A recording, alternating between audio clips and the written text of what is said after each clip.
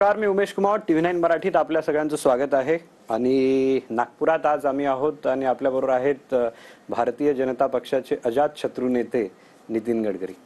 गडकरी साहेब नमस्कार. मी अजातशत्रू म्हटलं तुम्हाला, म्हणजे महाराष्ट्राचं राजकारण तुम्हाला माहित आहे आता कोणत्या स्तरावर आहे, पण तुमच्याविषयी कोणी कधीच निगेटिव्ह बोलत नाही, सगळे फक्त पॉझिटिव्ह बोलतात. माझं भाग्य.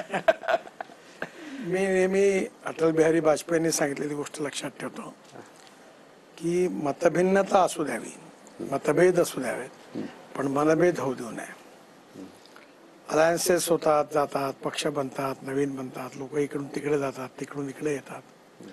व्यक्तिगत संबंध वेगळे ठेवावे आणि राजकारण वेगळे ठेवावं. मी माझे विचार, माझं कन्व्हिक्शन याच्याशी अतिशय माझी कमिटमेंट आहे, पण ती ठेवूनही प्रधानमंत्र्यांनी पण सांगितलं आहे की सबका साथ, सबका विकास, सबका प्रयास.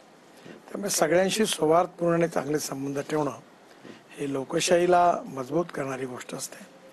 त्यामुळे मी तसा नॅचरल कोर्समध्ये वागायचा प्रयत्न करतो. त्यात काही कॅल्क्युलेशन नाही आहे.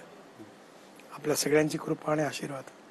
आम्ही त्याला असं बोलतो, एक ग्रीन कार्ड होल्डर बोलतात तुम्ही. तुमचे राजकारणातले तुम्ही ग्रीन कार्ड होल्डर आहे.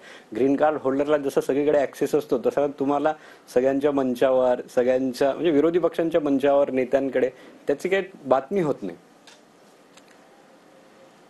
कसं आहे, नॅचरल कोर्समध्ये माझा पहिल्यापासून असा स्वभाव राहिला. त्यामुळे मी आणि दुसरा आता मी रोड बांधणार, ते एका मतदारसंघात बांधणार, दुसऱ्यात नाही बांधणार असं तर होऊ शकत नाही. मला तर पूर्ण रोड बांधावा लागतो. मी सगळ्यांचे प्रश्न, समस्या समजून घेऊन सगळ्यांना मदत करण्याचा प्रयत्न करतो.